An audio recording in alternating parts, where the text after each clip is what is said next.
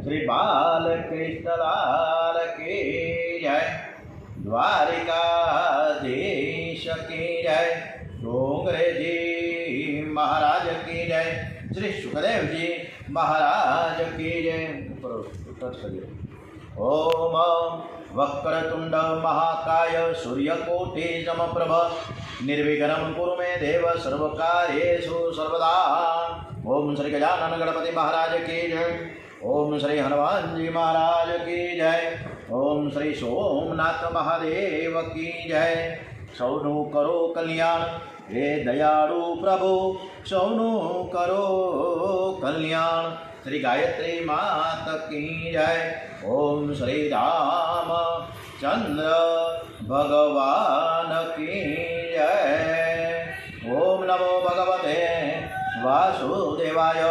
श्री भागवत भगवान जी महाराज की जय।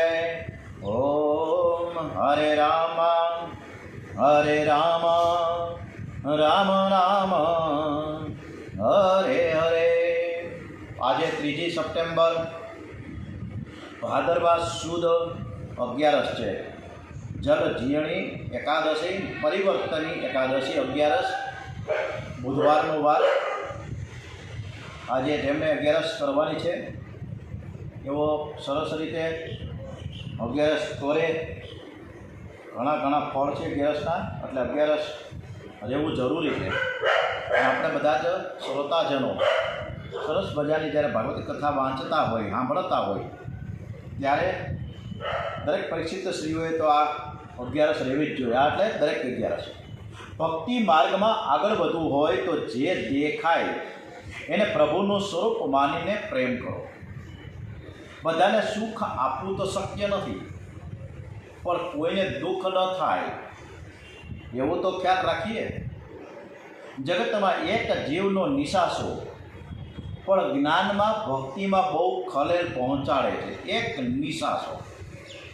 કેટલાક લોકો પ્રેમ કરે છે પણ મનમાં ઈચ્છા રાખે છે કે કોઈ દિવસ મારા ઉપયોગમાં આવશે, સ્વાર્થ હોય ત્યાં। અપેક્ષા રાખીને કરેલો પ્રેમ મનને અશાંત કરે છે। અપેક્ષા ઈશ્વરની રાખો, કોઈ માનવની અપેક્ષા રાખશો નહીં। અપેક્ષામાંથી જ અશાંતિનો જન્મ થાય છે। પ્રેમ કરો પણ નિરપેક્ષ થઈને કરો। નંદ બાપા સર્વ સાથે નિરપેક્ષ કરે છે। હમણાં હું રામભાઈને ફોન કરીને કહું કે મારે પૈસાની જરૂર છે 1 લાખ રૂપિયાની, અને રામભાઈ ના પાડી દઈએ તો દુઃખ થાય। આપણે અપેક્ષા રાખીએ એટલે આ તકલીફ છે। એવી રીતે દરેક સંતાનો સાથે, પરિવાર સાથે, મિત્રો સાથે, ઓફિસના કર્મચારીઓ સાથે કંઈક ને કંઈક આપણે અપેક્ષા રાખીએ ને એ અપેક્ષા સંતુષ્ટ ન થાય ત્યારે અશાંતિનો જન્મ થાય છે। પ્રેમ તો કરીએ પણ નિરપેક્ષ થઈને કરીએ। નંદ બાબા સર્વની સાથે નિરપેક્ષ પ્રેમ કરે છે અને તેથી પરમાનંદ તેમને ઘેર આવ્યા છે। ગોપીઓ કહે છે કે નંદ ઘેર આનંદ ભયો હે। ગોકુળમાં નંદ મહોત્સવ થાય છે, તમે નંદ મહોત્સવ રોજ કરો, તમારો આખો દિવસ આનંદમાં જશે।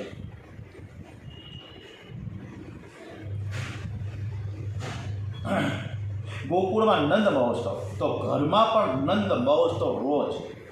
ભગવાન તમને અનુકૂળતા આપે ત્યારે વૃંદાવનમાં 2-4 મહિના જઈને રહેજો। આજે ત્યાં કેટલાક ભજનાનંદી મહાત્માઓ રહે છે। પ્રત્યેક તીર્થમાં ભગવાન એકાદ સંતને રાખે છે। તીર્થની શોભા સંતોને લીધે છે। વૃંદાવન એ પ્રેમ ભૂમિ છે। સંતોને તમારી લાગણી થાય તેવી રીતે સંતોની સાથે સ્નેહ કરો। સંતોનું આચરણ જીવનમાં ઉતારો। સંતો કાયમ સાધન કરે છે। વૃંદાવનમાં કેટલાક વૈષ્ણવો રોજ નંદ મહોત્સવ કરે છે। ગરીબ વૈષ્ણવ સોપારીમાં ગણપતિનું સ્થાપન કરે છે। શ્રીમંત સોનાની મૂર્તિ બનાવડાવે છે અને સેવાનું ફળ બંનેને સરખું જ મળે છે। ગણપતિ મહારાજ તો ભાવ જુએ છે।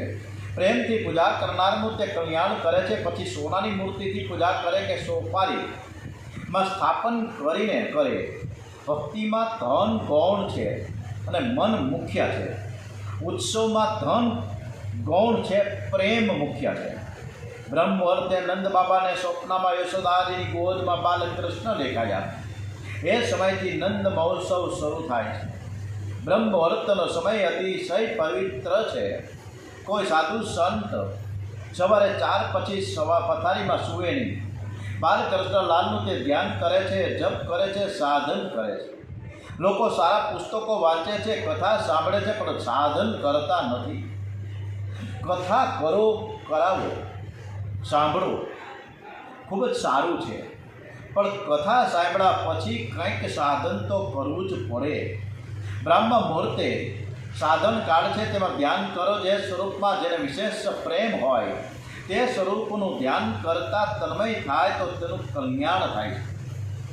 વંદન પૂજન સર્વની કરો, પણ બને ત્યાં સુધી ધ્યાન એકનું જ કરવાની ટેવ પાડો. પતિવ્રતા સ્ત્રી સેવા સૌની કરે છે, પણ તેનું ધ્યાન તો માત્ર ને માત્ર એના પતિદેવમાં જ હોય છે. જીવ માત્રના પતિ પરમાત્મા છે. પરમાત્માનું ધ્યાન કરો. પ્રાતઃકાળનો સમય બહુ પવિત્ર હોય છે. રાત્રે વહેલા સૂઈ જાઓ, સવારે 4 વાગે ઉઠો. સવારે જે પથારીમાં આળોતે એના પુણ્યનો નાશ થાય છે. બ્રહ્મ મુહૂર્તમાં ઘણા ભાગે નિંદ્રા આવતી નથી, ગંદ્રા આવતી હોય છે. તંત્રનો ત્યાગ કરો. કોઈ માનવનું મુખ જોતા પહેલાં ભક્તિ કરો. ધ્યાન કરતાં પહેલાં ઠાકોરજીની થોડી માનસી સેવા કરો.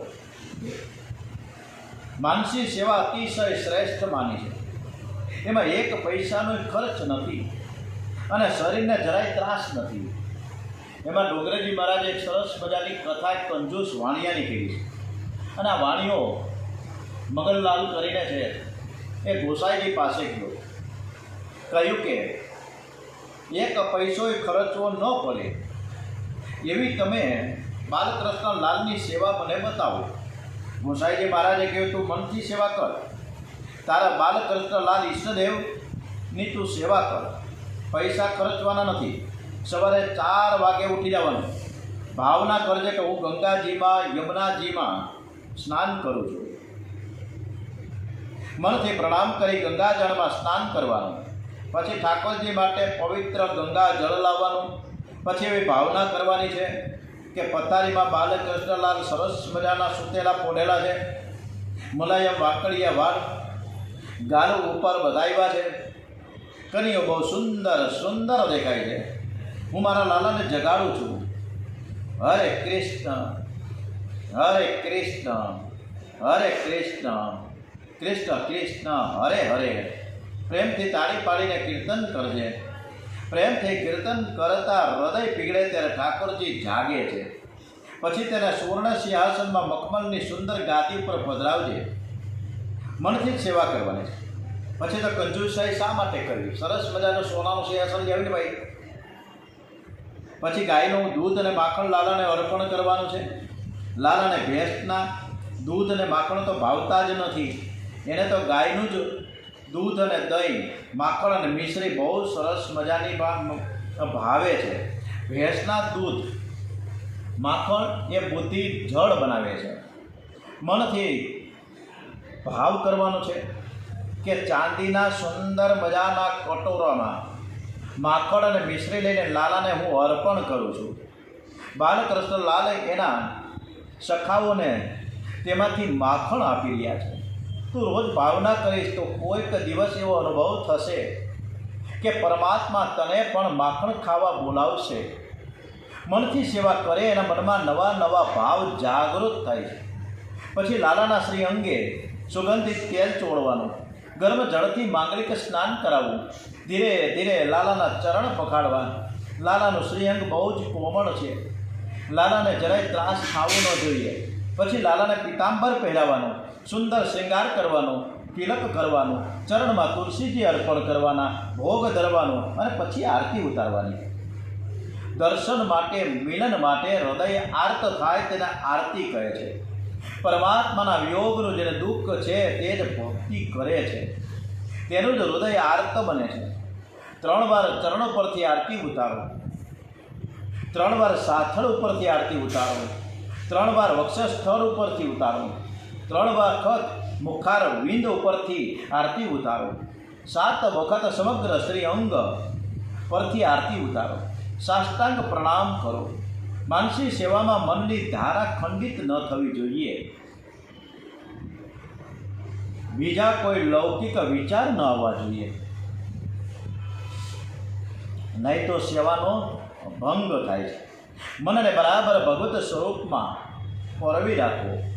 સેવામાં જેટલો સમય જાય એટલો સમય આંખ અને મન ભગવાનમાં પરોવાયેલા રહે અને માનસી સેવા થાય તો બહુ જ આનંદ થાય. સેવા પૂરી થઈ ગયા પછી ભગવાનને વંદન કરીને પ્રાર્થના કરવાની કે તમે મારા હૃદયમાં બિરાજો, મારા હાથે સત્કર્મ કરાવો. કોઈ પણ સત્કર્મ 12 વર્ષ સુધી કરો તો જ તેનું ફળ મળે છે. ભક્તિનો નિયમ જીવનના અંતકાળ સુધી ચાલુ રાખો. મનને બહુ છૂટ આપશો નહીં, મનને નિયમમાં બાંધી રાખો. મહારાજ, આ તમે બધી જ વાત કરો છો એ બહુ મને સારી લાગે છે, પણ હમણાં તમે થોડી વાર પહેલાં એવું કીધું કે સરસ મજાના ગુલાબજળથી, ગંગાજળથી લાલાને સ્નાન કરાવવાનું. સ્નાન કર્યા પછી સરસ મજાના સુગંધિત અત્તરને સ્પ્રે છાંટીને મસ્ત મજાના વાઘા પહેરાવવાના, સુંદર શૃંગાર કરવાનો, સરસ મજાનું તિલક કરવાનું અને પછી ભોગ ધરવાનો, તુલસીજી અર્પણ કરવાનું, દૂધ ધરવાનું.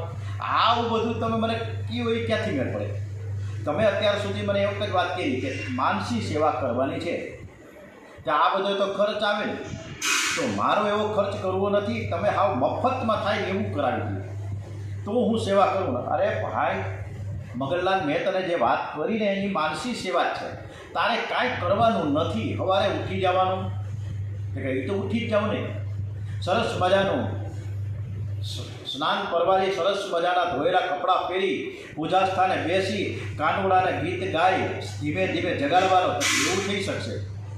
પછી તારે કાંઈ કરવાનું નથી. મનમાં ભાવના કરવાની કે હું કાનુડાને સ્નાન કરાવી રહ્યો છું, સુંદર મજાના પીતાંબર પહેરાવું છું, શૃંગાર કરું છું, ભોગ કાંઈ લાવવાનું કાંઈ નથી. બસ આ જ કરવાનું છે. તમે એ તો થાય, એમાં વાંધો નથી. અને ચાલુ થઈ ગયા ભાઈ મગનલાલ. તો રોજ સવારે 4 વાગે ઉઠી જાય, આજ્ઞા પ્રમાણે માનસી સેવા મંડા સરસ મજાના કરવા લાગ્યા મગનભાઈ. એ મગનભાઈ વાણિયાએ તો 12 વર્ષ સુધી નિયમથી સરસ મજાની સેવા કરી, પણ બધી માનસી. કાંઈ ધરવાનું નહીં, કાંઈ માથાકૂટ નહીં, દૂધે નહીં લાવવાનું, સાકર નહીં ધરવાનું, કાંઈ નહીં. જે ભગવાન પ્રત્યક્ષ ઠાકોરજી આરોગ્ય અને દર્શન એને ધીમે ધીમે ધીમે આવવા લાગ્યા છે. એને અંદરથી ખૂબ જ આનંદ આવવા લાગ્યો છે. એકવાર એવું બન્યું કે ઠાકોરજીની સેવા કરતાં કરતાં સરસ મજાના એવા તન્મયતાથી આ મગનભાઈ વાણીઓ માનસી સેવામાં બેઠો હતો. મનથી દૂધ લેવું, એ દૂધ છે લાવી અને સ્ટવ ઉપર ગરમ કર્યું. દૂધમાં ખાંડ નાખવા દો અને ઉતાવળમાં થોડી ખાંડ વધારે પડી ગઈ. સ્વભાવ ચીકણો હતો એટલે, પણ સેવામાં એટલી બધી તન્મયતા. બેઠો તો ધર્મસ્થાને, એને પૂજા સ્થાને, કાંઈ ત્યાં રસોડામાં તો ગયો જ નહોતો, પણ સેવામાં એવી તન્મયતા હતી કે હાચુકલી એને દૂધ દેખાડું, હાચુકલી ખાંડ દેખાડી, ગરમ કરી દઈએ, બધું દેખાડું. એટલો બધો તન્મયતા થઈ કે આ દૂધમાં ખાંડ વધારે પડી ગઈ છે, ખાંડ થોડી કાઢી લઉં. એટલે ખાંડ કાઢવા ગયો.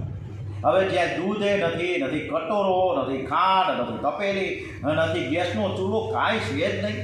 પણ માનસી સેવામાં એવો તત્પર થઈ ગયો હતો, એવો એકાગ્ર ચિત્ત, એવો તન્મયતા આવી ગઈ કે આ બધું જ એને સામે દેખાતું હતું. લાલાને ગમત થઈ. લાલાએ વિચાર્યું કે આના જેવું નંગ આ જગતમાં કોઈ ઠેકાણે છે નહીં. માનસી સેવા કરે છે, કે પૈસાનો ખર્ચ નથી, છતાંય આગળ ખાંડ વધારે પડી ગઈ ને ખાંડ કાઢવા જાય છે. અને બાલકૃષ્ણલાલ ઘૂંટણીએ ચાલતા ચાલતા એની બાજુમાં આવીને બે ગયા ટપલી મારી. અને આ ખાંડ વધારે પડી, એમાં તારા બાપનું જાય હું એ ક્યાં નાખી ખાંડ? હે, 1 પૈસાનો તો ખર્ચ કર્યો નથી.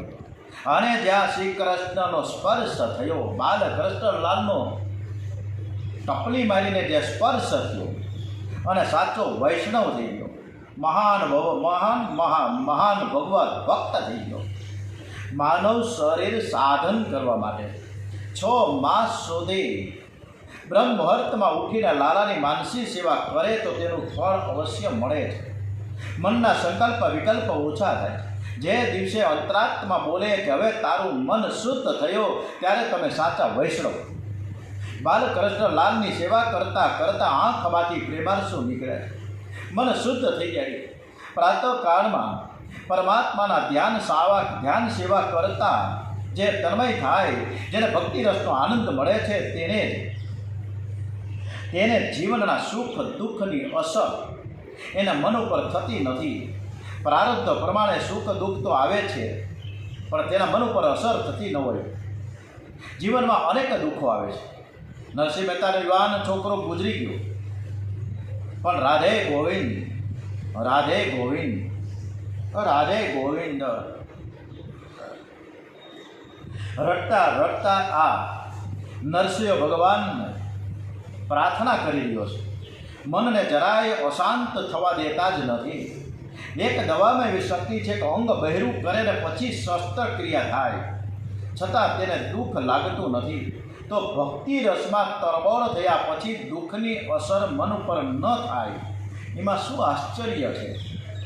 તુકારામજીના જીવનમાં અનેક દુઃખ આવ્યા. કેટલાક દુષ્ટો દિવાળીના દિવસે તુકારામજીની પાસે ગયા અને કહ્યું કે આજે તમારો વરઘોડો કાઢવો છે, અને સંતને ગધેડા ઉપર બેઠાડ્યા છે. દુષ્ટોએ તેનો ખૂબ અનાદર કર્યો. મહારાજ શાંત હતા, એમની શક્તિનો ભંગ થયો નહીં, પણ એ પત્નીને બહુ દુઃખ થયું છે, તે રડવા લાગી. તુકારામને ચરિત્રમાં ચમત્કાર ઘણા થયા છે, પણ તે પરમાત્માએ કર્યા છે. તુકારામ મહારાજે તો જીવનમાં એક જ વાર ચમત્કાર કર્યો છે. તુકારામજીએ પત્નીને કહ્યું કે આ ગધેડું નથી, મારા પ્રભુએ ગરુડ મોકલ્યું છે, મારા માટે એના ગરુડ ઉપર બેસ્યો છું. બધાને ગધેડું દેખાય, પણ એની પત્નીને ગરુડ દેખાવે. ગમે તેવા દુઃખના પ્રસંગમાં ભક્તોનું મન શાંત રહે છે, કારણ કે તેનું મન ભક્તિ રસમાં તરબોળ છે. સુખ દુઃખ એ મનના ધર્મ છે. આત્માને તે થતા જ નથી. તમે તન નથી, તમે મન નથી, તમે તો મનના સાક્ષી છો. દુઃખ મળે તો દુઃખ તુચ્છ લાગશે, મન ઉપર સુખ દુઃખની અસર ન થાય, અને તેવી ઈચ્છા હોય તો બ્રાહ્મ મુહૂર્તમાં નંદ મહોત્સવ કરો. અને હવે શિવજી મહારાજ આવ્યા છે ગોકુળિયા ગામમાં. સરસ મજાની કથા તરફ આગળ વધીએ. શ્રી કૃષ્ણ કનૈયા લાલ કી જય, શ્રી સિદ્ધેશ્વર મહાદેવ કી જય. સુખદેવજી મહારાજના વર્ણન કરી રહ્યા છે. આજની સરસ મજાની આપણે કથા કૃષ્ણ કનૈયાને સમર્પિત કરી રહ્યા છીએ. આ કથા સરસ મજાનો બાલકૃષ્ણ લાલ ઘૂંટણીએ ચાલતા ચાલતા આપણે બાજુમાં બેસીને આ કથા સરસ મજાની સાંભળે છે. આપણે ભગવાનને કથા સંભળાવીએ. સુખદેવજી મહારાજ વર્ણન કરે છે કે રાજન, નંદ મહોત્સવ શ્રાવણ કૃષ્ણ નવમીના દિવસે થયો છે, અને એ સમયે ભગવાન શંકર સમાધિમાં હતા. શિવજી મહારાજ જાગ્યા, ખબર પડી કે બાલકૃષ્ણ લાલ પ્રગટ થયા છે. શિવજી મહારાજે લાલાના દર્શન કરવા માટે ગોકુળ જવાનું વિચાર્યું. ભગવાન શંકરના બે ગણ શૃંગી અને ભૃંગીએ શિવજીને કહ્યું, મહારાજ તમે એકલા જાઓ એવું હાલે નહીં, અમે પણ સાથે આવીએ, અમારે પણ દર્શન તો કરવા જોઈએ. આપણા શાસ્ત્રોમાં એવું લખ્યું છે કે તમે જ્યારે પણ સત્સંગ કરો, કથા કીર્તન કરો, ત્યારે અનેક વૈષ્ણવો ભેગા થાય તે સારું છે, પણ તમે ધ્યાન કરો, જપ કરો, સેવા કરો, દર્શન કરો, અને ત્યારે કોઈ માનવનો સંગ સારો નથી. આ તમે એકલા જ કરો. સત્ય પ્રત્યેકના સંસ્કાર જુદા જુદા હોય છે, અને તેથી આવો સંગ ભક્તિમાં કંઈક અંશે વિક્ષેપ કરે છે. દુર્ગાબેન, તમારો વિડીયો ચાલુ થઈ ગયો છે, તમારું ચિત્ર બંધ કરજો. ભગવાનના જપ કરતા ચાલે તેને યજ્ઞનું ફળ મળે છે.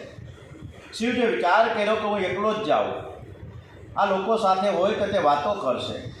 શિવજી એને ના પાડી. શૃંગીને ભૃંગીએ હાથ જોડીને કહ્યું છે કે મહારાજ, અમને તમે સાથે લઈ જાઓ, અમે તમારા ધ્યાનમાં જરાય વિક્ષેપ નહીં કરીએ.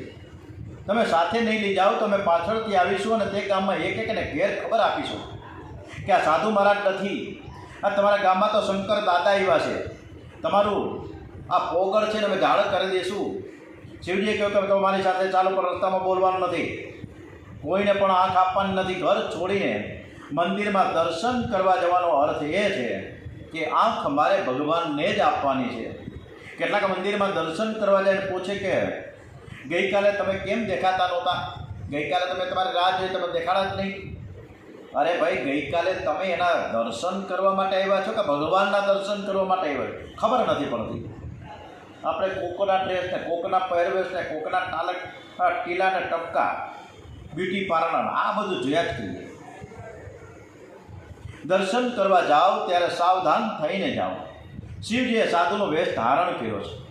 શૃંગી અને ભૃંગી બે ચેલા થયા છે. શ્રી કૃષ્ણ ગોવિંદ હરે મુરારે, કૃષ્ણ કનૈયા લાલ કી જય. શ્રી કૃષ્ણ ગોવિંદ હરે મુરારે, હે નાથ નારાયણ વાસુદેવ. ખૂબ સરસ મજાના કીર્તન કરતા કરતા શિવજી મહારાજ ચાલે છે. શ્રી યશોદા મૈયાના આંગણે આવીને ઊભા છે. અલખ નિરંજનનો પોકાર કર્યો છે. જે બ્રહ્મ અલક્ષ હતું, અતિ દુર્લભ હતું, આંખને દેખાતું ન હતું, એ આજે સર્વને સુલભ થયું છે.